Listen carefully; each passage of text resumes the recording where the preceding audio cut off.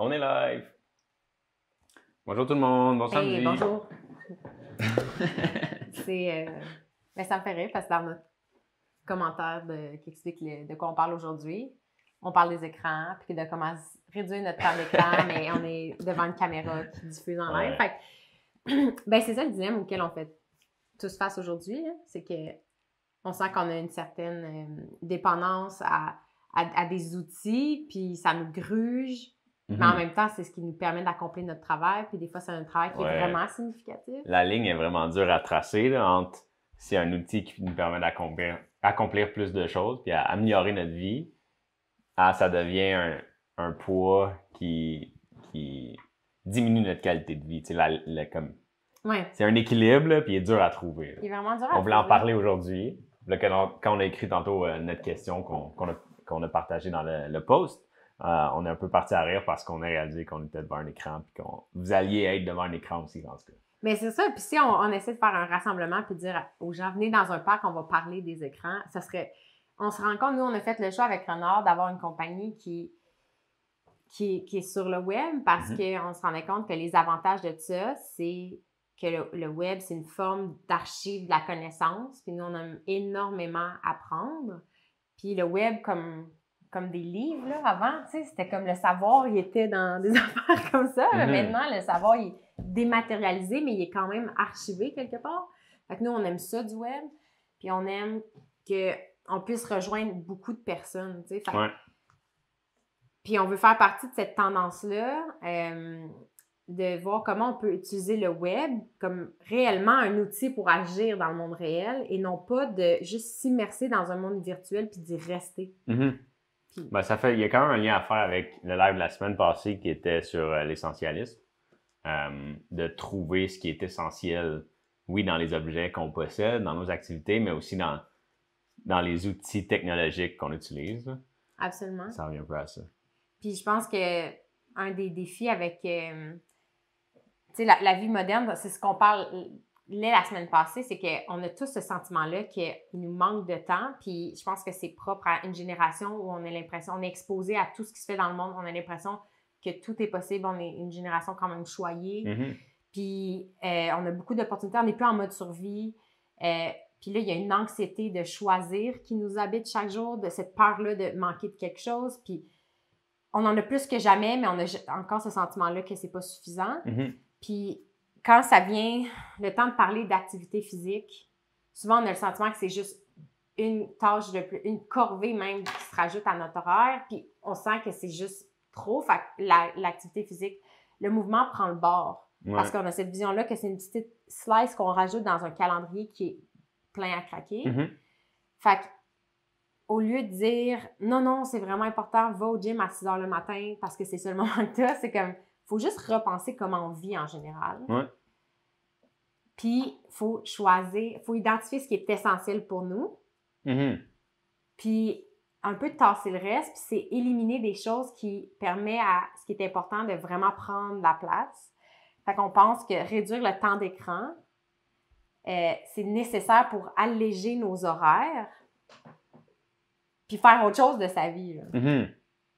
Puis, c'est ça. Donc, c'est ça qu'on veut parler aujourd'hui. Puis, ça devient, comme on parlait avec le minimalisme et l'essentialisme, le but, c'est pas de couper tous les écrans de notre vie à perpétuité, mais c'est plus d'avoir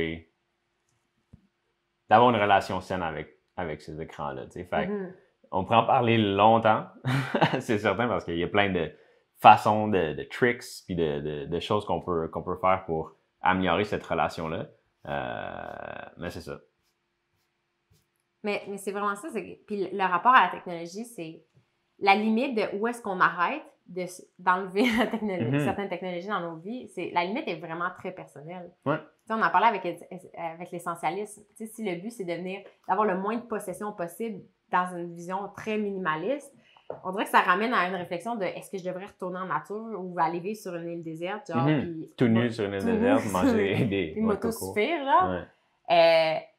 Mais qu'est-ce qui fait que quelqu'un va dire non? Comme moi, je pense que la vie moderne, la vie que je veux vivre, c'est en ville, avec ma communauté, puis les commerces, ou quelqu'un qui va dire non, ben moi, je vais retourner en campagne ou j'aurai plus d'électricité. Comme toutes les possibilités, c'est juste un choix personnel, finalement. Mhm.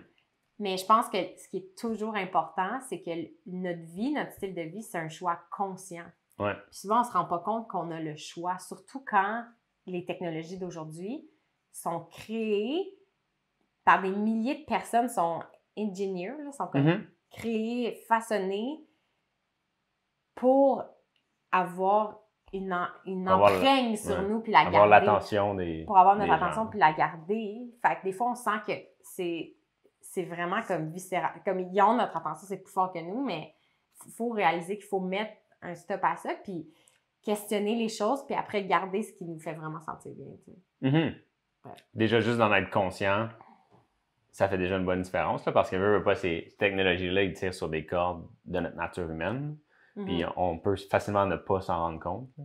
Mais juste d'être conscient que, OK, là, j'utilise cette app-là. En ce moment, ça tire sur certaines cordes de ma nature, mais j'en suis conscient, tu sais. Puis je suis capable de l'arrêter.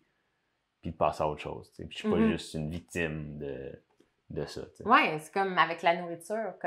C'est ça qui est fascinant, que il y a la nourriture transformée, que c'est des heures et des heures et des heures de travail par des centaines de personnes pour trouver la chip la plus croustillante, la bonne épaisseur. Mais tu sais, c'est pas pour rien qu'on adore ça, c'est parce qu'ils l'ont conçu pour que ce soit comme ça. Puis je pense que notre vision, comme de dire, il faut regarder derrière le rideau ce qui se passe. Tu sais, moi, je viens du monde du marketing. Toi, tu viens du monde du génie logiciel. Ouais. Puis même à ça, même si on comprend les mécanismes derrière la création de certains produits, on est tous attirés par ça parce qu'ils font une excellente job. C'est pas rationnel quand on se fait triste ces cordes-là. Puis tu sais, on en parlait l'autre fois, je vois un lien quand même aussi avec, tu sais, il y a une différence entre manger du gâteau tout seul pendant 5 heures, pendant une soirée, puis manger un gâteau à la fête de quelqu'un. C'est comme, c'est pas la même chose, c'est pas le même moment. Puis c'est un peu la même chose avec les technologies, l'impression, on va en nommer plein, mais tu sais, il y a une différence entre, tu sais, ça nous arrive d'écouter un film ensemble sur Netflix, une soirée par, je sais pas, par mois quasiment. On se fait du popcorn, on choisit le film, on l'écoute ensemble, c'est vraiment un moment de fun. Mais si c'est différent d'être tout seul dans son lit puis d'écouter Netflix pendant 6 heures. Puis ça peut aussi être un moment de fun, c'est ça l'affaire. C'est comme, ça peut aussi tout être un moment. Relatif, ouais, mais moi, c'est vrai que le déclic est arrivé quand j'étais sur Netflix. Puis, comme, encore une fois, les séries télé sont aussi construites. Le scénario est construit pour qu'à chaque fin d'épisode, il y ait une intrigue qui nous donne envie de continuer à la suivante. Fait que, comme tout le monde, genre, j'écoutais des séries télé. Puis l'épisode 5, 4, 3, puis là, il y a un... Embarque automatiquement. C'est ces micro-choix-là dans le design des choses. Le fait qu'on n'a même pas à cliquer sur un bouton pour que ça enchaîne. C'est ça qui fait qu'on est dans un flow continu. Mais c'est vrai que le déclic est arrivé là quand... J'étais toute seule, puis j'écoutais des séries télé, puis j'étais pas rassasiée. C'est dur à expliquer, mais puis là, j'ai réalisé qu'il y a des fois où écouter des films ou des séries télé, ça m'a vraiment fait du bien, puis où j'ai appris des choses, où j'ai permis de vivre, j'ai pu vivre certaines émotions grâce à l'histoire des personnages, qui est le but fondamental d'une bonne histoire, puis de l'art, puis de la création, c'est de connecter avec certaines histoires humaines, puis de laisser aller ses émotions, puis ça a beaucoup de valeur. Ça. Ouais. Mais il y a aussi des moments où, tu sais, comme je finissais, puis j'aurais pu écouter, mettons, j'avais écouté 10 heures dans ma journée, j'aurais pu en écouter 20, puis j'avais encore ce sentiment-là que j'étais vide, puis c'était pas assez, genre qu'il me manquait de temps, puis là, j'ai fait, c'est comme avec certains types de nourriture. Ouais, c'est vrai, hein. Puis c'est un peu le sentiment comme, moi, je suis pas une fille à jujube, je suis une fille à biscuits, brownies, chocolat, genre, puis crème glacée, puis c'est ce sentiment-là que, genre, t'en manges, puis sur le coup, c'est le fun, puis après, t'en veux déjà plus. Ça remplit rien.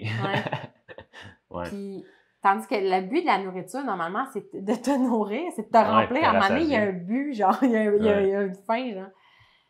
Puis je pense que quand on a commencé plus à cuisiner puis à se faire des repas maison, que tu sais d'où viennent tes aliments, te parler aux producteurs, ou tu sais, comme on l'a fait ensemble en écoutant de la musique, que le repas devient comme nourrissant, on dirait. Puis là, c'est comme, j'ai pas besoin d'en manger 3 assiettes. Bref. Fait que ce sentiment-là a fait, OK, il faut que je re-questionne mon temps d'écran. Puis à ce moment-là, j'avais décidé de faire une résolution pas de Netflix. Qui a commencé janvier, c'est ça, cette année? Ouais, ça avait commencé en janvier. Puis ça a duré 3 mois. Dans le sens, c'était pas de Netflix, mais c'était pas de vidéo en streaming. Tu sais, fait que pas de... Parce que là, il y a aussi... j'étais sur le Amazon Prime à mon oncle. J'ai gagné un abonnement d'une amie, comme Masterclass, que c'est des cours en ligne. Fait que c'est comme... C'est supposé être de l'éducatif, mais c'est quand même de l'entertainment. C'est quand même du divertissement. C'est cinématographique, divertissement. Mais elle avait un abonnement gratuit à donner, puis je l'ai reçu. Qu'est-ce qu'il y avait Disney+, comme ça venait de partout, il y a plein d'options aussi. Absolument. Fait que c'était pas de vidéo en streaming. Ça a duré 3 mois, pas de streaming. Puis ça m'a vraiment fait du bien. Après ça, je suis pas retournée sur Netflix, mais on a loué des films. Puis j'ai écouté des films de Disney quand la est sortie, mais ça aussi, ça m'a fait du bien d'une autre façon. Mais ouais, fait que maintenant, comme tu disais, on essaie de voir les moments devant un écran au niveau du cinéma comme quelque chose de plus un moment spécial. Ouais. Qu'un échappatoire à chaque fin de journée, c'est comme notre façon de décompresser. Parce que je pense que c'est là que ça nous gruge. Facilement. Tu peux passer facilement 2 heures à écouter des séries chaque soir. Puis pour certaines personnes, tu sais, c'est toujours ça qui est difficile. Là. Pour certaines personnes, ça peut être vraiment des bons moments. Puis... Mais je sais que moi, personnellement, quand j'écoute une série télé pendant, je sais pas, une journée complète, je me sens pas bien à la fin. Tu sais, ça va pas... c'est un peu comme tu disais avec la nourriture. Là, tu te sens... C'est le fun sur le coup, mais après, tu te sens toujours aussi vide. Là, puis ta journée a juste disparu. Tu as juste perdu une journée. Ouais. Puis je pense que ce qui est difficile, c'est... Je réalise quand c'est le temps de parler de changement d'habitude de vie ou d'adresser certaines dépendances, c'est qu'on a tendance à dire qu'il faut couper ça, genre, il faut couper les écrans, il faut réduire le temps d'écran. Puis je me rends compte que si on enlève quelque chose, il y a un vide, genre. Puis la vie n'aime pas le vide, elle va le remplir d'une façon ou d'une autre. Fait que j'ai l'impression que maintenant, au lieu de juste parler, il faut réduire le temps d'écran, ben le temps qui se libère, tu fais quoi avec, genre? Puis je pense que la vraie question est là, en fait. C'est quoi il y a des tactiques au quotidien pour réduire le temps d'écran, mais ça revient toujours à des questions fondamentales.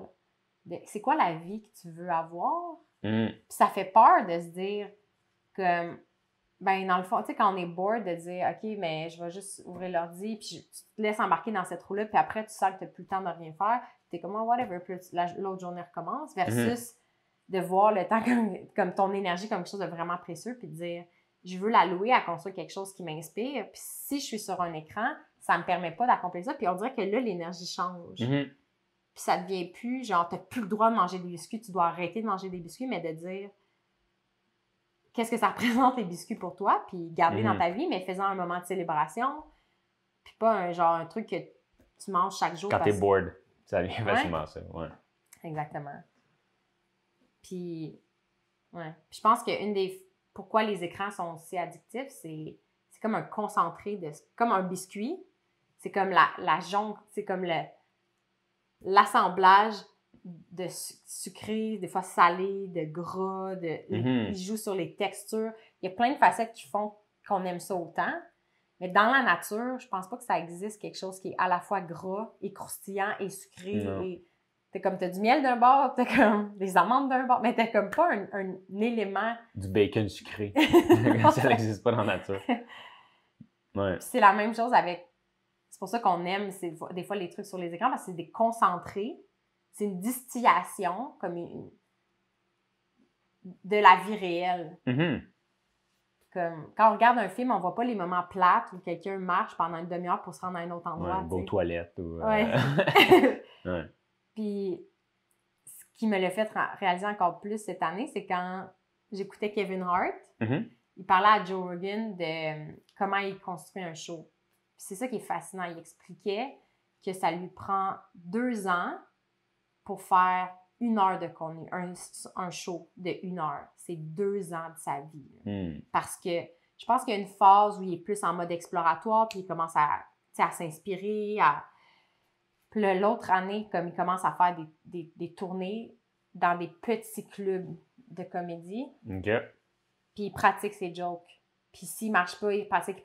Puis des fois, après, il va sur des gros stages pour voir comme sur une plus grosse foule. Après, si ça marche pas, il retourne dans des plus petites audiences pour tester son matériel. Puis il parlait que je pense que c'est Louis C.K. qui le faisait en 1 an, cette boucle-là créative, puis qui trouvait ça rushant. Puis c'est comme, même chose avec, ouais, c'est ça, puis même chose avec, tu sais, on se rendait compte, Le Seigneur des Anneaux, on a justement, dans notre phase avant de couper Netflix, on les a toutes réécoutés. Ouais, dans le temps des fêtes. Ouais.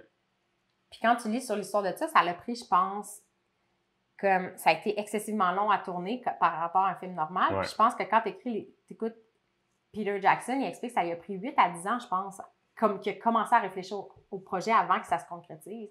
Fait qu'un film de 3 heures a pris 10 ans à faire, tu sais. Fait que c'est pas pour rien que c'est si bien fait, c'est qu'il y a énormément de travail humain pour nous offrir ce qui est... De raffinement. Ouais. Ce qui a mis le clou dans le tombe de cette idée-là, genre que le web, des fois, c'est une distillation de ce qui... C'est Elon Musk, encore une fois, à Joe Rogan. Joe Rogan est obsédé par l'idée, est-ce qu'on vit dans une simulation? Comme, il se demande, est-ce qu'on est comme un peu dans la matrice, juste des Sims d'extraterrestres ou d'une autre intelligence artificielle peut-être qui nous a juste créés pour X raisons.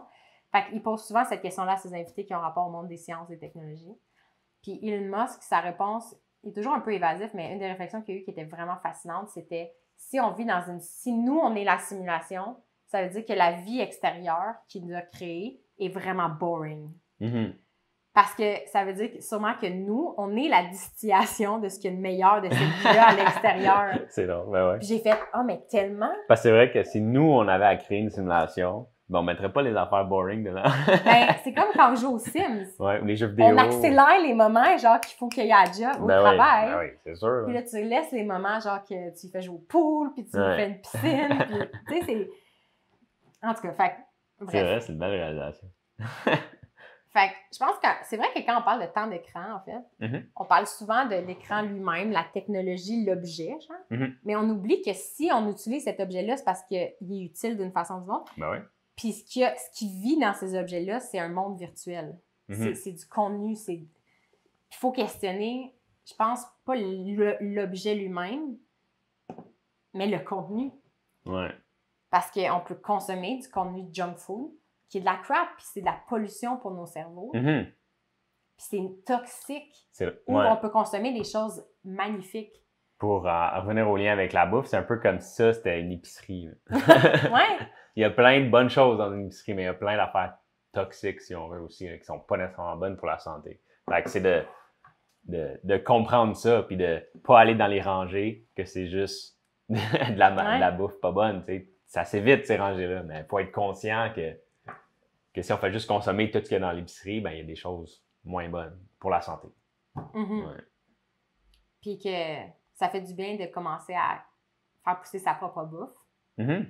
Comme ça, quand tu vas en épicerie, tu n'as plus le même regard sur ce qui est présenté, tu sais.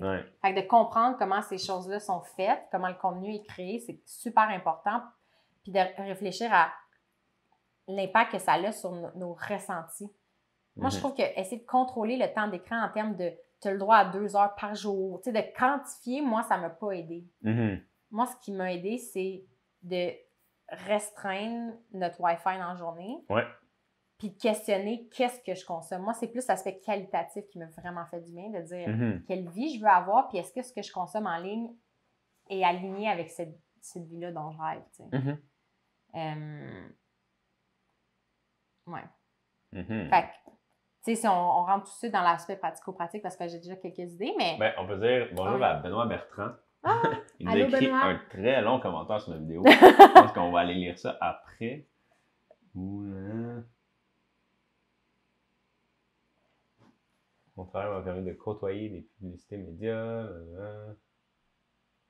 C'est la première fois qu'on est face à une situation d'un long message, mais qui a l'air vraiment intéressant.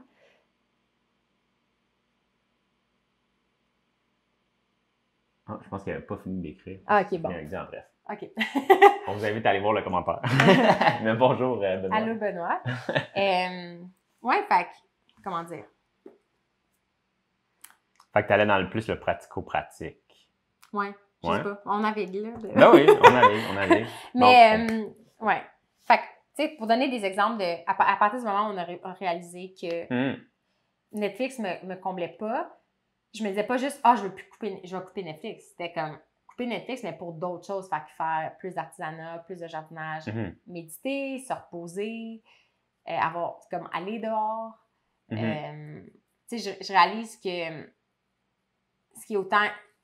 C'est ça, c'est que le monde virtuel, c'est une concentration de des fois ce qu'on aime dans le monde, sans tous les inconvénients. Ouais. Puis au lieu de juste démoniser les écrans, je pense qu'il faut créer un monde réel, physique, tellement nice qu'on a moins envie d'aller en ligne, tu sais. Ouais. Puis le web est super stimulant mentalement, émotionnellement, mais il est sous-stimulant physiquement. Puis on l'oublie, mais de vivre dans le monde réel puis d'avoir des expériences multisensorielles, là. Les odeurs, les sons, toucher les choses, c'est ça qui est pleinement nourrissant. Quand on pense à un repas, là, qu'est-ce qui est un bon repas? Là? Pour le corps humain, bouger de manière optimale, oui, on peut acheter un vélo stationnaire puis mettre un écran avec une ride que tu fais dans le bois comme si tu faisais du vélo de montagne. Puis c'est déjà mieux que de regarder un mur blanc ou un mur de béton. C'est déjà mieux, là. Mais ultimement, ton corps va être encore plus nourri si tu fais une vraie ride dans une vraie montagne. Ouais. Parce que c'est comme... Nous, on est une technologie hautement évoluée. On l'oublie. Le corps humain, c'est la meilleure machine presque existée, là, comme on est les résultats de millions d'années d'évolution. Notre corps est fascinant, puis il est capable de capter tellement de choses. Puis maintenant, on enveloppe nos pieds dans des souliers, on n'a plus les expériences sensorielles qu'on avait avant dehors. Ouais. C'est plus axé sur la vue. Ouais. C'est les écrans, les choses comme ça. Puis même là, tu sais, c'est pas la même chose de regarder un écran. Regarder une image de paysage sur un écran puis regarder un paysage en vrai parce que les yeux ne focusent pas de la même façon. Fait que même si c'est la même chose visuelle, c'est pas la même chose pour un œil. Tu ne le vois pas de la même façon. Ah, ça, c'est vrai. Si on fait le lien entre pourquoi on parle des écrans aujourd'hui par rapport au mouvement, c'est que c'est ça, nous, on veut réduire notre temps d'écran pour bouger autrement parce que le corps inactif trop longtemps, c'est pas nécessairement bon. Mais aussi parce que c'est ça, ces expériences sensorielles-là qu'on fait pas, puis des milliers de petits mouvements, dont le mouvement de nos yeux. Fait que je sais pas si tu veux le présenter comme cette idée-là, là, de Cathy Bowman. Ouais, ben c'est un peu ce que je viens de dire. Dans le sens où, dans les... Puis ça, j'en ai... En fait, quand on lit, souvent la myopie, en fait, le fait qu'il y a beaucoup de gens qui sont myopes en ce moment, c'est souvent lié au fait que c'est à la lecture d'un livre. Ben, en fait, non, c'est quand on est plus jeune, on ne focus pas sur des choses qui sont assez loin. On n'a plus des paysages à perte de vue devant nous. C'est tout le temps comme on est dans des pièces, on lit des livres, on regarde des écrans. Fait que notre œil est plus habitué de focuser sur des choses qui sont loin. Puis c'est une capacité qu'on perd si on ne l'utilise pas. Puis c'est ce qu'elle décrit en fait Cathy Bowman dans son livre. Puis il y a un lien à faire avec les écrans justement. C'est souvent ce qui est mentionné, c'est plus les livres, là, qu'un enfant qui lit tout le temps beaucoup de proches va finir par avoir des lunettes comme moi. Mais que si un enfant est mis dans un environnement dans lequel les yeux ont besoin de focuser, défocuser beaucoup, puis c'est comme un muscle. Fait qu'en pratiquant ce muscle-là, ben comme la myopie se développe moins. Il y a une partie génétique dans le sens où comme il y a des gens qui vont développer la myopie plus facilement. Mais c'est pas vrai que nos ancêtres étaient tous myopes. Là. Ils avaient tous besoin de... En ce moment, il y a tellement de gens qui sont myopes, surtout dans les pays qui sont plus développés, en fait, là, que justement, on a plus des écrans, des livres, des petites pièces. Ouais. Je pense qu'on a souvent l'impression qu'il y a beaucoup des maladies qu'on a aujourd'hui qui sont génétiques, en fait. Alors qu'il y a une grande portion qui peut être prévenue par du mouvement. Puis, tu sais, on a invité Vicky Porcheboski, qui est une enseignante en hygiène dentaire, puis elle a travaillé aussi en orthodontie. Puis on expliquait justement que comment ce qu'on mange, puis manger toujours de la nourriture molle qu'on n'a pas à mastiquer, ça influence le développement de la mâchoire, ça influence comment nos muscles se forment, nos os, puis c'est ce qui explique des fois qu'on manque d'espace, qu'on a besoin de plus d'appareils orthodontiques, mais j'ai l'impression qu'aujourd'hui, le discours souvent, c'est dès un super jeune âge, c'est « Ah, il y a des problèmes de bouche, ça ne peut pas être corrigé. Puis non, c'est comme de manger toujours des smoothies ou de boire avec une paille. Mais notre mâchoire est faite pour mastiquer des choses. Il y a plein de petits mouvements de la bouche qui influencent aussi le développement, le visage puis la forme de notre tête. C'est comme tout est relié. Tout est relié, ouais. Fait que le fait, si on regarde toujours un écran, c'est une chose. C'est peut-être pas toxique en soi, mais ça veut dire qu'on est inactif. Puis il y a des choses qu'on fait pas pendant qu'on fait ça. Donc, regarder au loin. Ouais. C'est ça, ça revient à surstimuler certaines facettes. C'est plus intellectuel, je sais pas trop, mais il y a plein d'autres facettes qui sont sous-stimulées. Contrairement à si on pour reprendre l'exemple du paysage, il y a une différence entre regarder un paysage sur un écran puis être dehors, sentir le vent, le soleil sur notre corps, le paysage devant nous, oui, mais nos yeux, justement, comme on dit, ils peuvent focusser, défocusser. Fait que, cette expérience-là, elle n'est pas du tout pareille, là. Même si nos yeux, si j'ai un écran qui couvre toute ma vue, ça sera pas pareil. Puis, c'est drôle parce que dans le divertissement, j'ai l'impression qu'on se rapproche de plus en plus d'essayer de reproduire juste être dehors. Ou comme comme d'amener, là, mettons, on le voit un peu dans certaines attractions de Walt Disney ou des trucs comme ça, de comme, OK, ben là, à tel endroit, ça va sentir telle chose, puis il va y avoir du vent, puis là, tu sais, comme, c'est de reproduire juste la vraie vie. Ça, c'est vrai. Ouais. C'est fascinant. Comme, la nature, c'est ça, c'est une créatrice de ce qu'on définit l'humain comme une technologie, genre à profusion, là. La nature est créatrice. La nature, c'est comme les trucs naissent et foisonnent et se développent et évoluent, là. Puis on est quand même émerveillé souvent parce que l'homme va créer. Ouais, ben oui, parce on est que tellement intelligent. Nos capacités. Mais, tu sais, on est émerveillé d'un robot qui est capable de faire un backflip. Puis t'es comme, les humains, on est capable de faire ça. Tu sais, fait que je comprends comme à quel point, comme, c'est ça, on est des êtres ingénieux, on aime créer des choses. Mais c'est vrai que le succès d'une technologie, souvent, c'est à quel point elle s'intègre naturellement dans notre vie. Puis à quel point elle nous fait sentir peut-être viscéralement en confiance. C'est ça le succès. C'est comme, dans ma tête, il y a un monde virtuel par le web, puis on y accède par un écran. L'écran, c'est juste un portail pour accéder à un monde virtuel. Puis il y a un monde réel. Puis le succès du monde virtuel, les gens qui ont du succès dans ce monde-là, c'est ceux qui, à mes yeux, ont été capables de recréer une expérience humaine dans de plus de dimensions possibles, de la rendre nice en ligne. Genre, fait que notre cerveau qui regarde ce qui est en ligne se sent quand même en confiance à la maison. Genre. Ouais. Puis l'histoire du web, pour moi, c'est qu'il y a eu des bâtisseurs. C'était une terre inexplorée. Puis il y a des gens qui ont dit « Hey, il y a un nouveau territoire. » Ils ont créé un nouvel espace qui n'existe pas dans notre monde, il existe ici, même s'il est interrelié. Il y a des gens qui ont créé des buildings, des édifices. Il y a une époque du web, c'est de créer des infrastructures. Puis là, j'ai l'impression qu'on est à une époque où on est dans le raffinement, où on décore, on met de la tapisserie, puis on est en train de tweaker le bouton sur mon site, doit-tu être rouge ou bleu pour qu'il y ait plus de ventes? Tu sais, comme on est rendu dans rendre ça encore plus homey. Puis on est rendu là. Les designers, comme, ils ont énormément de valeur sur le marché parce qu'ils ont cette capacité-là à rendre des espaces humains. C'est souvent le but de leur discipline, c'est de répondre à un besoin de manière humaine puis de connecter avec empathie avec les gens. Puis en tout cas. Mais je pense que le fait d'être rendu dans cette phase-là de tweaking puis d'ornementalisation dans l'univers virtuel, ça fait en sorte qu'on le remarque peut-être plus maintenant quand on se fait peut-être un peu manipuler par certains sites web, ou tu sais, justement, comme on dit au début, qu'ils tirent sur certaines cordes de notre nature humaine, là, de dire comme, OK, ils ont décidé que 5 secondes après que mon épisode de Netflix termine, 5 secondes après l'autre commence sans que je fasse rien.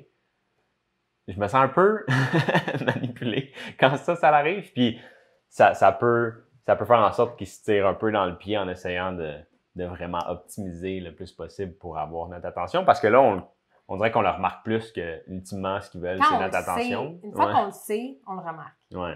Si on comprend le mécanisme, si on comprend comment les choses sont créées, on remarque ce que les compagnies essaient d'amener pour nous convaincre de les choisir. Puis, mais initialement, comme je réfléchis, tu sais, comme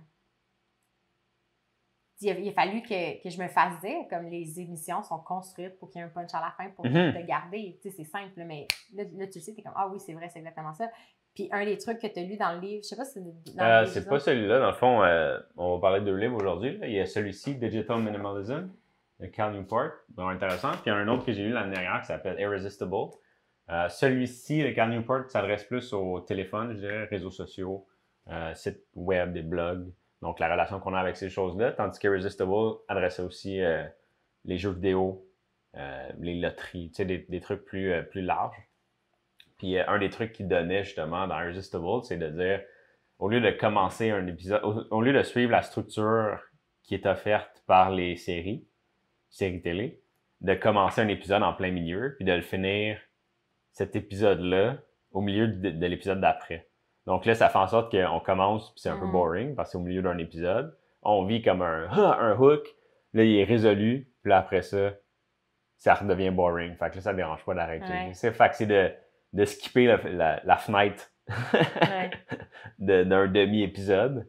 Comme ça, on est moins porté à faire comme tu disais tantôt, tu sais, à la fin d'un épisode, ben, ils vont essayer de hooker pour que tu aies tellement envie de résoudre l'intrigue qu'ils viennent de mettre devant tes yeux que, ben, OK, on va écouter un dernier épisode. On se couche pas aussi tard d'habitude, mais on va en écouter un autre parce que là, c'est trop important. Tu sais, je veux absolument savoir. Fait que ça permet de skipper ça complètement. Ce qui est quand même un bon truc. Ça, je sais pas à quel point c'est. J'écoute pas vraiment de séries télé. Fait que j'ai appliqué. Mais j'ai trouvé ça wise, tu sais, de dire que c'est ça la structure. Si tu veux l'écouter, ben, tu peux changer un peu la façon dont tu interagis avec cette structure-là de série. Ouais. Je pense que c'est le genre d'exemple, tu sais, c'est une tactique, là, dans le sens que c'est comme des petits trucs pour changer des petits comportements.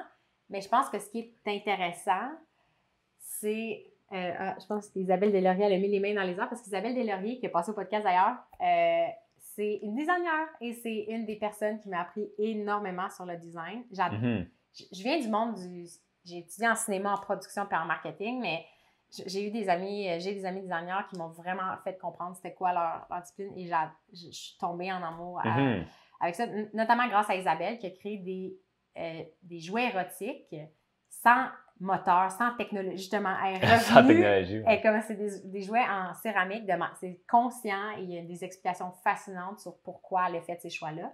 Je vous invite à l'écouter parce que justement, les technologies étaient rendues même dans notre lit, puis il y avait un aspect quantitatif de performance sur le moteur d'un dildo. En tout cas, alors que l'humain n'est pas fait pour ça, c'est comme tu disais, la limite de à partir de quand ça nous sert, puis à partir de quand ça devient nocif pour l'humain, c'est vraiment difficile de le savoir. Puis je pense que l'humanité a besoin des fois d'aller trop loin, puis que là, on a une époque où il y a des troubles d'anxiété, de dépression, de suicide, même chez les jeunes par rapport à la consommation d'écran, des médias sociaux. Malheureusement, des fois, il faut se rendre là pour réaliser à quel point c'est le propre, c'est ça. Des fois, il faut que la douleur soit vraiment forte pour qu'on agisse sur nos vies. Puis c'est la même chose au niveau collectif. Il faut qu'il y ait des problèmes sociaux qui deviennent tellement criants que des fois, là, on réagit. Je pense qu'il y a des gens qui sont sensibles et qui essaient de prévenir, mais c'est toujours tellement tough de vendre la prévention. C'est vraiment difficile. Faut le vivre, on dirait. Faut que ça fasse mal un peu pour qu'on change vraiment les choses. Puis là, je pense que on est en train de le vivre. Dans le sens où, tu sais, que ça soit, oui, la technologie, ça a tellement changé dans les 100 dernières années. Là, tout le quotidien, en tout cas au Canada, mettons, là, tout a changé vraiment drastiquement dans les 100 dernières années. Pour la technologie, mais aussi pour la nourriture. Puis, tu sais, c'est un mouvement qu'on voit aussi en ce moment-là. Des gens qui commencent à faire comme, OK, peut-être que c'est pas bon tel genre de nourriture, tel genre de nourriture. C'est peut-être des réflexions qu'on avait moins avant. On voulait juste en ajouter. On a grandi au Pop-Tarts et aux céréales. On rajoutait du sucre dans mes Rice Krispies. Ça n'a pas d'allure quand tu penses. Je comprends même pas comment on devrait être Je comprends même pas perdu mes dents. Mais c'est vrai. Mais genre, ça montre que l'humain est résilient parce qu'on a grandi au Pop-Tarts puis on a survécu. Puis je pense qu'on est des humains en santé maintenant. Mais je pense que si c'était notre alimentation perpétuelle, tu peux pas être en santé. Il n'y a pas de hack. Tu peux pas manger du sucre blanc puis performer. Genre, comme le corps n'est pas fait pour manger juste ça. Mais il a fallu le vivre pour le réaliser. Puis là, pour commencer à changer les choses. Fait que ça se passe un peu avec la nourriture, ça se passe avec la technologie, ça se passe avec la connexion humaine aussi. Là, il faut que, une fois que tout le monde est isolé, ben là, on se rend compte qu'on a besoin d'être connecté avec d'autres humains puis de parler, là, puis de voir, de toucher d'autres humains puis d'être proche, tu sais. Mais il a fallu la crise pour le réaliser. Tu sais. Puis c'est bon de... comment dire? Quand il y a une douleur aiguë, comme en ce moment, les discussions, je pense que les écrans, ça inquiète énormément les gens. les réflexions par rapport aux enfants. On est justement une génération que, oui, on a mangé des Pop-Tarts, mais on est encore une des dernières générations qui, on est né, on a grandi sans... Il y avait la télé, on a vu rentrer l'ordinateur, mais on n'était pas exposé au cellulaire. Comme on les a vus arriver dans nos vies, fait qu'on a quand même un certain niveau, comme on a une relation différente à la technologie que les enfants en ce moment, que eux, s'ils mangent mal, puis en plus, ils jouent plus dehors de manière spontanée, là c'est un cocktail assez explosif, genre. Ouais. Comme c'est ça, puis il y a des limites à la résilience du corps et à ce qu'il est capable de faire. Puis l'humain ne peut pas manger de la bouffe transformée tout le temps et ne pas bouger. Comme, on peut pas le pull-off, genre, fait comme, tu sais, quand on a une image de Wall-E, là, qu'on devient des êtres sur une chaise, puis il y a un écran devant nous, puis c'est ça l'image à la fin, là, l'écran, comme, tombe, puis il se retourne, puis il commence à parler à la madame, puis comme, elle était là, mais c'est une métaphore magnifique parce que l'ingéniosité de l'humain, il y a une tendance qui nous amène vers ça. Vers faire le moins d'efforts possible. Puis je pense que c'est inné à l'humain de vouloir aller vers ça. On en a parlé même avec les bureaux dynamiques. Des nouvelles chaises de bureau super technologiques où tu travailles à moitié couché, puis tu as des accoudoirs, tu as un écran devant toi, puis c'était comme, on aurait presque dit Wall-E. Ouais, on aurait dit le film. Mais la fille dans l'image était vraiment fit et belle, mais la réalité, c'est que si on mange la junk, puis qu'on est toujours sédentaire, ça fait comme dans Wall-E, ton corps est plus capable de bouger. Moins on l'utilise, moins on est capable de faire des choses. Fait, en tout cas. Puis, tu sais, c'est relatif aussi dans le sens où, tu sais, on a parlé dans les podcasts avec Vincent Mandeville. Je me souviens qu'il avait mentionné que, tu sais, manger un sac de chips, ben, c'est une goutte dans un vase, tu sais.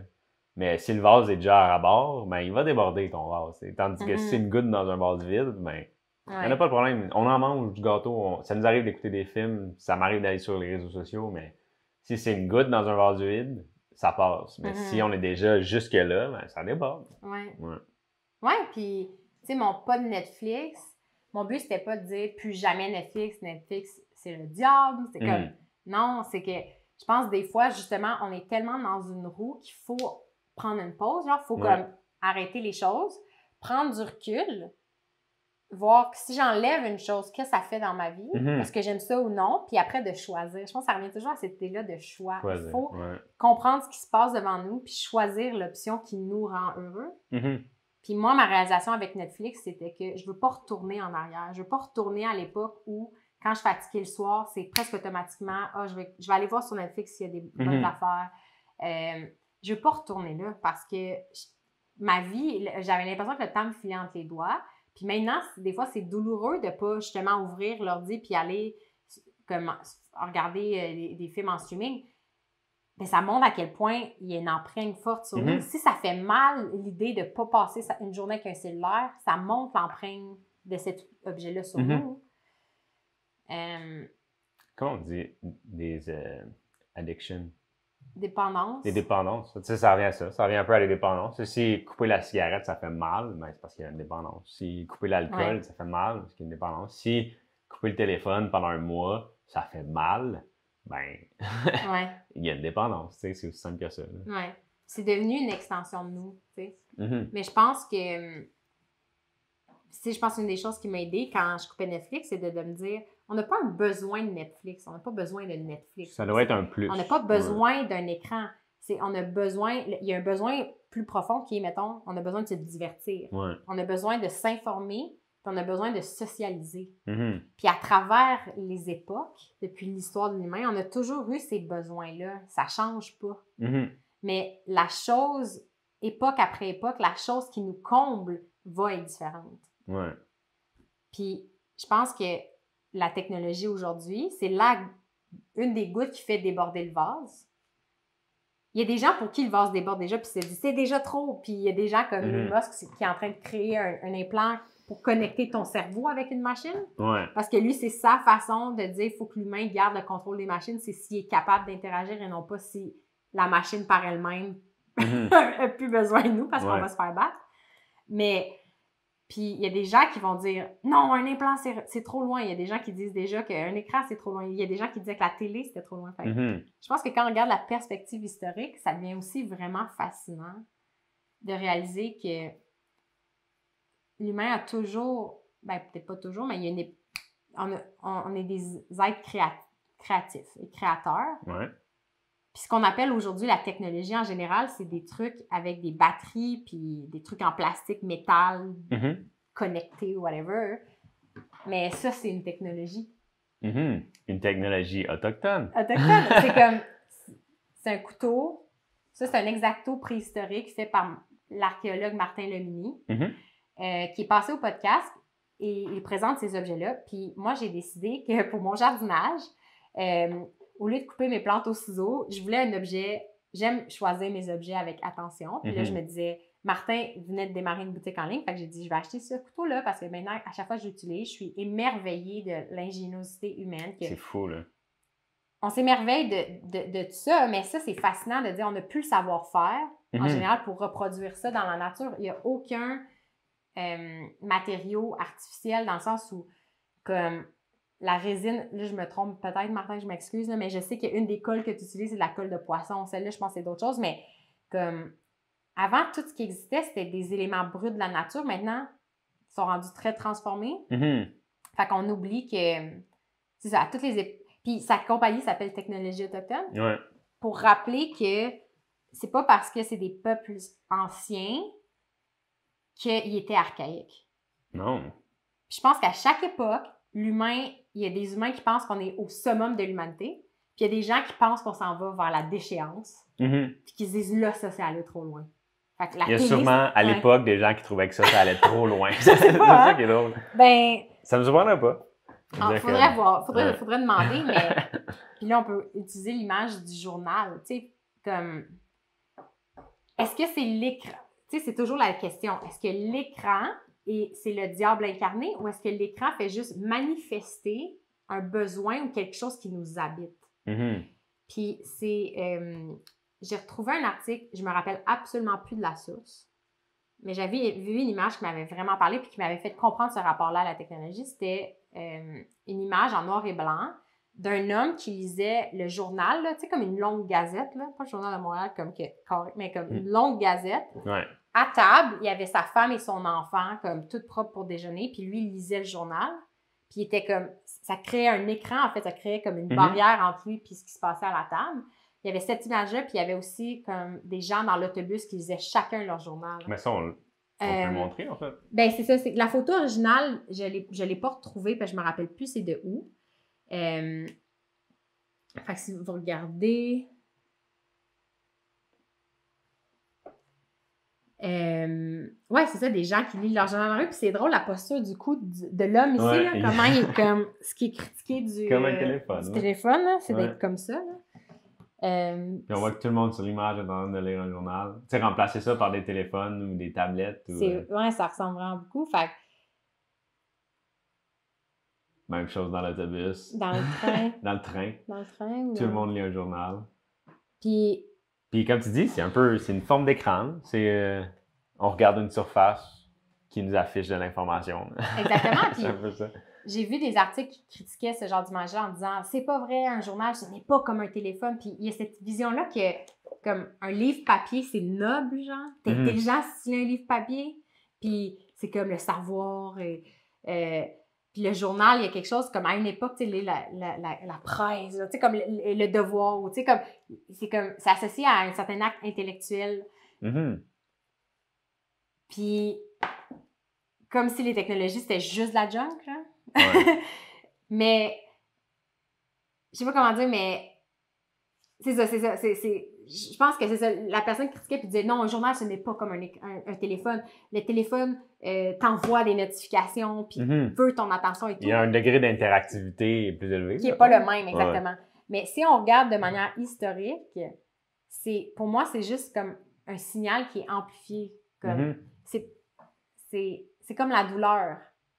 Comme, c'est qui je disais ça, je pense, c'est comme, j'écoutais un podcast puis il disait, si tu te casses, mettons, une cheville en marchant, ben, c'est-tu vraiment juste, c'est-tu à cause que tu as pilé sur une petite roche qui t'a cassé la cheville ou c'est parce que, mettons, tu étais hyper stressé puis tu avais des tensions dans le corps, puis ça a juste été le moment qui a fait que ça allait snapper, tu sais, un peu comme tu disais, la goutte qui fait déborder le vase. Souvent, on oublie de regarder le vase plein, puis on regarde la goutte, puis on est comme, oh mon Dieu, non, mais c'est absurde. À cause de ça. Je me suis penchée, puis je me suis bloqué le dos pour Je me toujours. pencherai plus jamais. Ouais, c'est ça. Ouais. Puis, mais non, c'est ça. Fait que pour moi, comme le fait qu'on voit l'effet d'un journal sur la vie quotidienne, c'est que effectivement, c'est physiquement, c'est un écran. Puis quelqu'un pourrait argumenter que ça a peut-être changé les interactions sociales à table. Si au lieu de se parler, tu as l'option de lever le journal puis d'être chacun dans ta bulle. Ben même, moi je me rappelle quand j'étais plus petit, on avait une télé dans la salle à manger. Ça arrivait que la télé soit ouverte pendant le souper. C'était peut-être la version 2 du journal que quelqu'un pouvait lire à table pour les nouvelles. On écoutait les nouvelles puis on les regardait. Là, il y a le téléphone qui arrive, fait qu'on peut carrément être sûr de quoi qui change puis qu'on peut interagir avec pendant le souper. C'est juste ça va de plus en plus loin. C'est pas nouveau nécessairement comme tu dis. Puis à chaque époque, j'ai l'impression comme je me demande le journal quand il est arrivé dans la vie des gens, c'était quoi? Je serais curieuse de lire comme, de manière historique. Est-ce qu'il y avait une perception que ça séparait les gens? Peut-être pas, là, mais pour moi, c'est pas d'argumenter que le journal, c'est comme un téléphone, mais c'est de dire, c'est que les technologies d'aujourd'hui existent parce que des milliers d'autres technologies ont pu exister avant. Comme si on peut envoyer un homme dans l'espace, la fusée est composée de milliards d'heures de savoir accumulés à travers les époques. À une époque, un boulon, ça n'existait pas. Tu n'aurais pas pu construire une fusée à une époque. Comme, tu peux pas, il y a comme un rythme aux choses. Puis pour moi, c'est ça. Le journal, la télé, c'est ça. C'est juste un signal qui s'amplifie. Puis là, encore, on s'en va vers un degré d'interactivité de plus en plus grand. Puis là, c'est de dire où est-ce qu'on veut s'arrêter. Puis pour moi, la question, c'est une réponse personnelle. Oui. C'est qu'on veut tracer la ligne de notre indépendance par rapport à ces technologies-là. Puis c'est là, ça me rappelle un épisode de podcast qu'on avait écouté. Je me rappelle plus du nom de l'invité, mais Sacred Geometry. Comment il s'appelle le gars? Randall Carlson. Il disait justement que c'est arrivé. L'hypothèse, c'est qu'à plusieurs moments dans l'humanité, c'est arrivé qu'il y a une catastrophe naturelle qui tue beaucoup d'humains. Puis l'hypothèse, c'est que ceux qui ont survécu à ça, c'est ceux qui avaient le moins de technologie dans leur vie. C'était les survivalistes, puis les gens qui avaient pas... Tu sais, qu'ils pouvaient... Les chasseurs-cueilleurs, les choses comme ça. Puis c'est eux qui repartaient l'humanité à chaque fois parce que, tu sais, en ce moment, moi, je serais pas capable de faire ça, tu sais. Puis un couteau, c'est pas mal... Si je sais pas, là, on perd l'appart, on perd tout ce qu'on a... Mais tu sais, dans la nature, si je veux chasser, ben ça me prend des outils. T'sais. Puis je sais pas comment faire des outils de chasse, moi. Je sais comment faire un post Facebook, mais je sais pas comment chasser. Fait que c'est ceux qui survivraient à un apocalypse, mettons, c'est ceux qui sont le moins dépendants des technologies. Mais là, on s'écarte un peu. En mettant en question la perspective historique que l'humain est juste devenu de plus en droite. C'est juste une ligne droite ou peut-être exponentielle du savoir puis des compétences technologiques de l'humain, mais plus de dire, il y a peut-être eu des civilisations avancées qui ont été détruites, puis qu'on a perdu ce savoir-là, puis on ne peut plus le reproduire, puis qui étaient aussi intelligentes que nous. Fait que, c'est ça, nous, on essaie de rester humble, puis de ne pas se voir comme le summum de l'intelligence, puis du savoir-faire, puis plus de dire, c'est ça, quel genre de vie on veut vivre au quotidien, puis que la technologie, on ne le voit pas comme un sauveur, mais on ne le voit pas non plus comme un démon. Parce que ça, c'est une technologie. Une tasse, c'est une technologie. C'est incrémental, là, toute la technologie. On est dans un contexte, puis on l'amène un petit peu plus loin. T'sais. Exactement. Pour nous, maintenant, une technologie, c'est un objet qui nous permet d'accomplir une tâche qu'on devait avant faire à la main. Comme... fait que ça, c'est ça. Puis, si on vient... je vois que le temps a tellement passé vite. Non. Mais... fait que quand je disais... OK, on a plein de commentaires. Oh my God! OK, Benoît. Ah ben c'est Benoît. Benoît, Isabelle aussi. Isabelle Deslauriers. Ma prédiction préférée de Asimov. OK, on va voir qu'on lise ça. Fait que je pense que c'est des réflexions et moins des questions. Fait qu'on va lire avec... Donc Isabelle qui nous suggère une lecture. Merci Benoît pour tes commentaires. On va tout lire ça après, il y en a beaucoup. Mais, fait que c'est de dire, OK, là, mon but, c'était de parler des écrans, mais pour dire, si on diminue les écrans, on a d'autres choses, on a de l'espace pour faire autre chose de sa vie, fait que c'est de dire qu'est-ce qu'on fait d'autre de notre vie. Mais là, tu as ramené le livre Digital Minimalism, est-ce que tu veux en parler un petit peu? Ben, juste rapidement, parce que justement, au centre du livre, mettons, parce qu'il parle de tout ce qu'on a parlé plus au début du livre. Mais au centre, ce qu'il suggère de faire, c'est de faire un decluttering, fait qu'un nettoyage, si on veut. Puis pendant 30 jours, se déconnecter de tout. Fait que de façon temporaire, si on veut, pendant ces 30 jours-là. 30 jours? 30 jours, un mois, ouais. Genre des ordinateurs? Fait que les réseaux sociaux, ben tout ce qu'on sent qui est nocif un peu. Okay, c'est comme tu fais avec Netflix, un peu la même chose. Fait que de dire, lui, il suggère les réseaux sociaux, il suggère les outils de streaming, des trucs comme ça. Puis, à la fin de ces 30 jours-là, voir ce que le retrait de ces technologies-là ont apporté. Fait que, OK, j'ai peut-être commencé à dessiner, ou j'ai peut-être reconnecté avec un ami que j'avais pas vu depuis longtemps. Puis, après ça, après ces 30 jours-là, de faire une espèce de calcul, si on veut, pour voir chaque technologie, si je la réintègre, est-ce que ça améliore ma vie? Puis, est-ce que c'est la meilleure façon d'améliorer ce que ça l'améliore? Je sais pas trop comment dire, mais tu sais, si, OK, oui, et Facebook, ça me permet de connecter avec des amis que j'ai pas vus depuis longtemps, mais OK, mais je suis capable de le faire en personne, mais c'est pas la meilleure façon de le faire. C'est comme une façon un peu facile, puis paresseuse, si on veut, de le faire. Des fois, c'est ça. Des fois, c'est les solutions les plus faciles, puis c'est pour ça qu'on est toujours tenté vers ça, mais c'est pas comme le plus nourrissant. Exact. Et ça écarte des solutions qui seraient peut-être effectivement faciles avec le temps, et vraiment naturelles, mais quand on est accroché à quelque chose, puis on a une habitude déjà, c'est tough de juste faire un switch. Fait que j'aime l'idée de juste faire table rase un peu.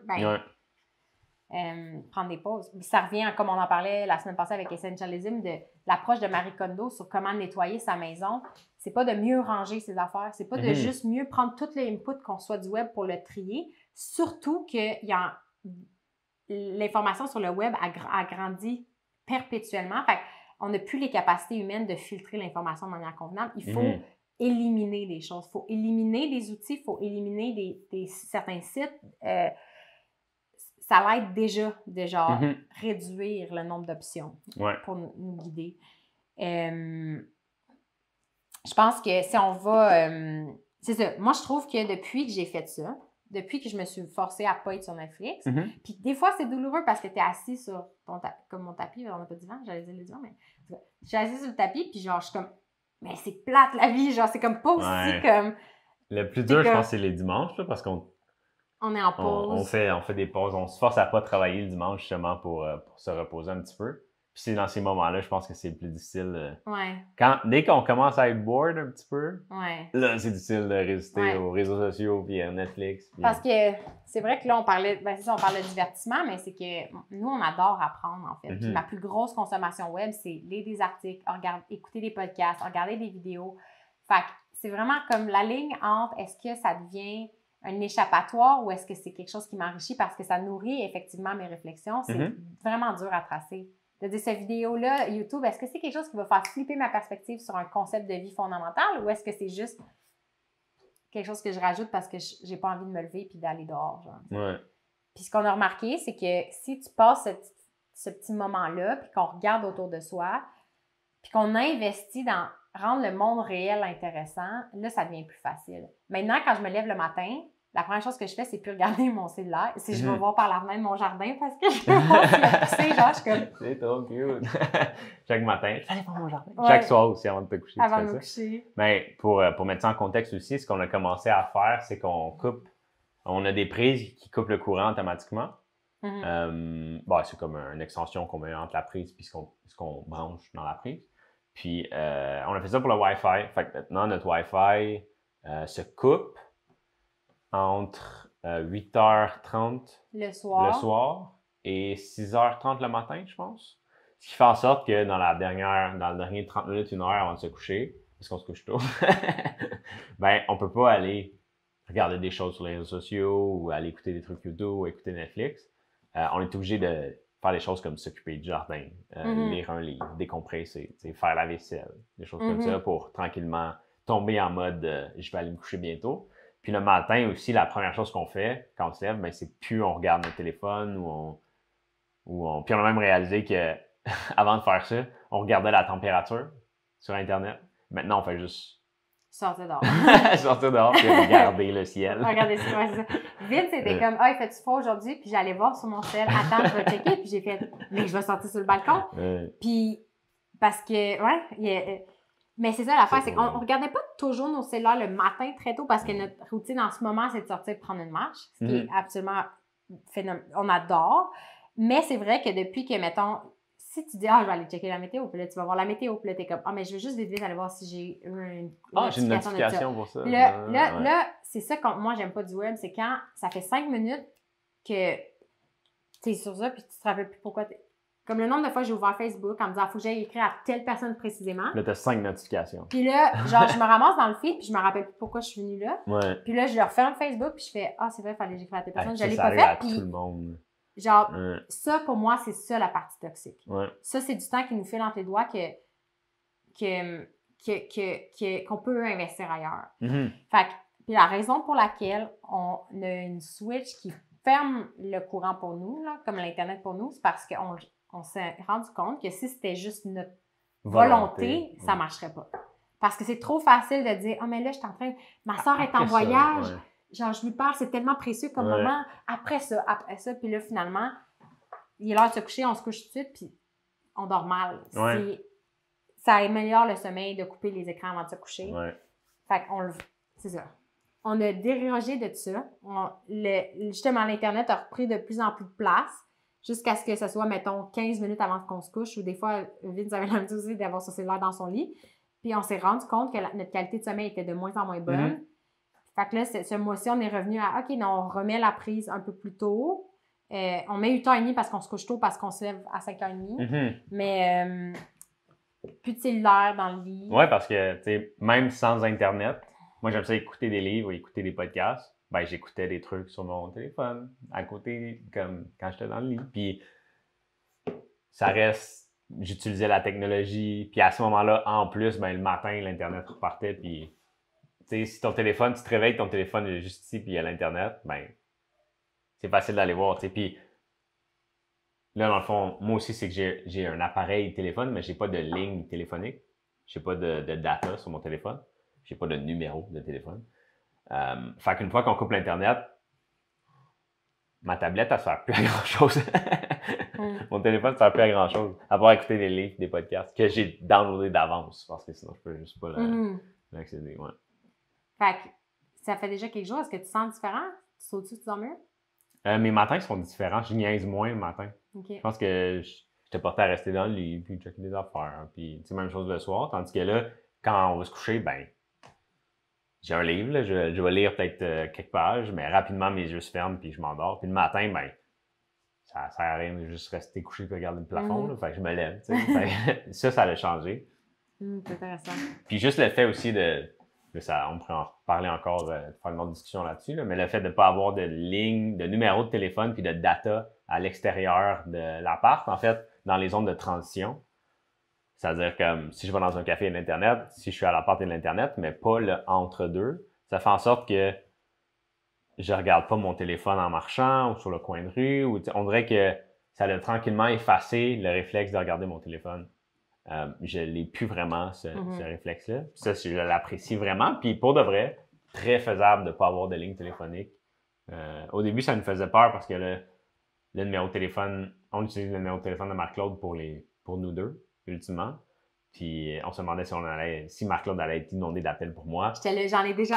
Ben, j'en avais pas tant que ça, en fait, mais je me disais, déjà, je veux limiter l'input que je reçois, je veux pas être ta secrétaire. Ouais. Là, j'étais comme, je veux, mais je veux pas. Finalement, c'était comme vraiment chill. Puis peut-être qu'à un moment donné, on va même peut-être avoir un téléphone juste pour les appels. On niaisait qu'on voulait un téléphone rouge à cadran. Ouais. Mais on s'est rendu compte qu'une ligne téléphonique, c'est encore cher de nos jours, genre. Fait, en tout cas, c'est ça un peu l'absurdité, là. Mais, à suivre. Ouais. Mais c'est vrai, puis c'est encore une fois, c'est de questionner le besoin. Tu sais, quelqu'un va dire, mais moi, j'ai toujours mon cell parce qu'au moins, il faut que je check l'heure. Puis là, t'es comme, achète une montre. Comme si ton besoin, c'est pas d'avoir un cellulaire. Assurément, ton besoin, c'est pas d'avoir un cellulaire. Ton besoin, c'est de t'informer, de te divertir, socialiser. Non. Fait que si tu veux avoir l'heure, au pire, achète-toi une montre, puis ça fait que tu comptes ton besoin, tu sais, puis t'as pas cet outil-là. Une montre non intelligente, là, parce que la montre intelligente, comme... C'est un cellulaire. C'est presque rendu un cellulaire. Comme moi, j'en ai une, puis encore une fois, comme je veux pas la démoniser parce que j'en ai une, puis ça m'a apporté du bon. La Apple Watch, moi, j'aime la fonction qu'elle me dit à chaque heure de me lever, justement, parce que quand on est immersé dans le monde virtuel. On voit plus, la notion du temps, des fois, n'est plus la même. Puis mes journées passent, puis je me suis jamais levée. Mais c'est important de se lever à chacun, mettons, pour bouger. Fait que j'apprécie que ma montre me permette de faire ça. Mais j'apprécie pas quand elle me rappelle, en plus de mon ciel, de ma tablette, puis de mon ordi, que j'ai un nouveau courriel. Puis... Puis, tu sais, un des conseils qu'il donne dans le livre, ou une suggestion, en fait, qu'il donne dans le livre, parce que, tu sais, veux pas, je comprends l'aspect avoir une ligne téléphonique. C'est nous, il n'y a pas grand monde qui nous appelle avec notre numéro de téléphone, mais il y en a pour qui ça arrive plus souvent pour la nature de leur travail, parce qu'ils ont des enfants, ou, tu sais, pour plein de raisons différentes, mais il n'y a rien qui t'empêche d'avoir un téléphone pas intelligent pour ta ligne téléphonique, puis pas avoir de data sur ce téléphone. Pas intelligent là. T'sais. Il y a même une compagnie que j'ai découvert l'année passée. Il y en a deux même que j'ai trouvé. Je pense qu'il y en a un qui s'appelle Light, je pense, ou Feather, ou en tout cas quelque chose de même. Puis c'est un téléphone que c'est... Tu peux juste, genre, il y a juste des numéros dessus. Fait qu'il est fait... Je pense qu'initialement, ils ont une version, tu peux même pas te texter, là. C'est juste pour appeler. Puis justement, parce que les gens, tu sais, c'est comme un pendule quand on dit, des fois, il faut aller à un extrême pour... que des gens se disent non, ça c'est trop loin pour moi, je vais avoir un téléphone d'une version ultérieure, ou je vais aller à plus de téléphone, ou je vais avoir un téléphone mais qui peut juste appeler. Tu sais, comme tout le monde peut trouver son compte, je pense. Mais l'important, ultimement, c'est comment ça te fait sentir. Puis si tu te sens comme de la crap, si tu te sens plus anxieux, si tu te sens plus... Ça veut dire que l'outil ne répond pas à ton besoin. Parce que pour moi, les bons outils, c'est qu'ils améliorent notre vie. C'est un peu comme le café. On s'est rendu compte qu'avant, je ne prenais pas de café, je trouvais que ça me rendait anxieuse, mais graduellement, on a commencé à en prendre graduellement. Puis ce qui était le fun, c'est qu'au début, c'était vraiment... un boost. C'était un boost. Genre, t'es comme, ouais, j'ai des super pouvoirs. Mais après, ce qui arrive, c'est que si tu ne l'as pas, tu te sens comme la chenoute. Ça devient nécessaire. Fait qu'en prendre, ça te ramène juste à la normalité. Puis je pense que tous les outils ont cet effet-là. Que sur le coup, tes pouvoirs sont décuplés, fait que tu es super enthousiaste. Mais éventuellement, quand on parle de la dépendance, c'est peut-être juste le fait que ton corps comme ta vie se réoriente en fonction de cet outil-là. Puis maintenant, tu as besoin d'un outil, pas pour avoir des super pouvoirs, mais juste pour te sentir normal. C'est là que ça fait mal quand tu l'enlèves parce que tu as l'impression que là, tu es sous-optimal. Puis que c'est pire qu'avant quand tu n'avais pas l'outil. Ce qui est assez fascinant. Mais il faut juste recréer des nouvelles habitudes, tu sais.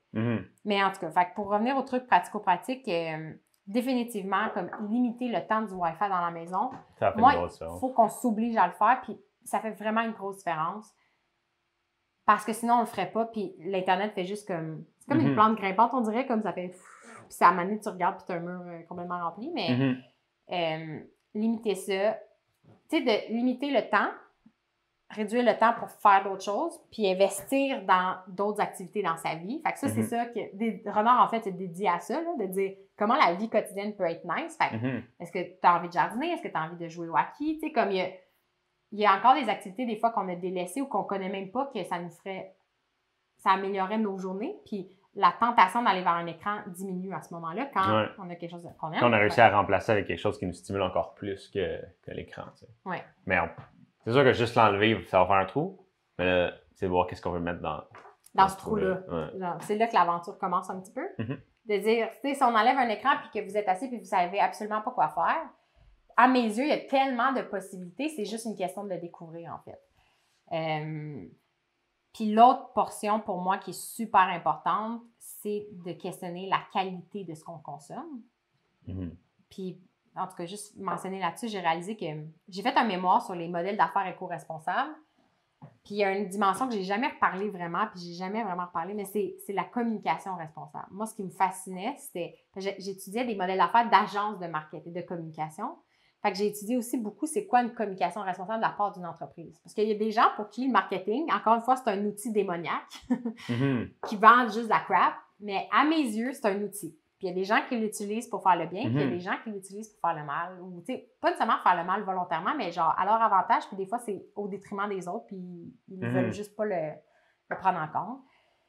Puis quand j'ai essayé de comprendre c'est quoi une communication qui est responsable, qui est humaine, qui est bonne pour la société puis l'environnement, ce qui a émergé de la recherche, c'est que souvent, on pense au marketing en termes de l'empreinte physique, de vendre plein d'objets puis que ça crée de la pollution. Mais c'est un groupe d'agences en France que j'avais découvert qui parlait énormément de l'empreinte immatérielle, le pouvoir du contenu en ligne. Puis encore une fois, un écran, c'est juste un portail pour un monde de contenu. la puissance de la marketing ou de la communication, de ce qu'on trouve sur le web, c'est l'empreinte immatérielle. C'est comment ça façonne nos cerveaux et notre vision du monde. Puis, on peut pas comme consommer du contenu comme faible, pour chercher, puis se sentir nourri, à mes yeux. Comme, ça revient à comme la nourriture. Fait que juste de se poser puis de faire le ménage dans les sources pour que quand on regarde, ce qu'on regarde sur le web nous donne envie d'être juste une meilleure personne puis d'aller dans le monde réel. Puis je suis contente qu'il y ait des discussions qui arrivent autour des médias sociaux pour ça, parce qu'il y a des médias sociaux que leur modèle d'affaires, c'est ce qu'on appelle l'économie de l'attention. Eux, ils font de l'argent s'ils gardent notre attention parce qu'ils peuvent mettre des pubs. Puis moi, il y a un entrepreneur que j'apprécie qui est le fondateur de Pinterest, qui dit justement que lui, il veut pas que ses mesures de succès soient basées sur le temps qu'il garde les gens en ligne, mais il inclut aussi des mesures de est-ce que les gens, ça l'a amené les gens à faire des projets. Puis que Pinterest, même à une certaine époque, ils ont enlevé les likes parce qu'ils disaient on n'est pas un média social, on est plus, c'est ça, cette idée-là qu'on aime d'une archive vivante. Puis le but, c'est que ces idées-là disponibles, grâce à Pinterest, permettent aux gens de faire des projets réellement. Puis je disais des statistiques justement qu'il poussait vers ça, puis sa vision, c'est de dire on veut montrer que le web peut nous permettre d'agir. Fait que, en tout cas, c'est plus notre position. Mais je sens que j'aurais encore tellement à dire. C'est ça qui est terrible. On fera un autre épisode au pire là-dessus. Il y a mais des on pourra en parler matins où longtemps. je suis tellement lente, puis là, on dirait que... Mais justement, après ça, on va sûrement fermer notre ordi. Oui, on va sûrement relaxer. Juste avant l'appel, moi, j'ai une livraison de plantes qui est arrivée d'une pépinière rustique. Fait que je vais sûrement aller faire ça. Puis... Oui, sûrement faire à dîner. Mais voilà, si vous avez des réflexions, des stratégies ou des trucs sur comment vous adressez des écrans, puis ce que vous aimez faire en dehors d'une vie virtuelle, en guillemets, ça me ferait plaisir de le découvrir. Yes, merci à Benoît et Isabelle. On va lire ça attentivement. Il y a beaucoup de commentaires, on va tout lire ça après. Puis on se voit la semaine prochaine, samedi prochain, 10h. On n'a pas, je crois, le thème encore. Ça va venir. Ça va venir. Ça va venir. Yes. Bye bye!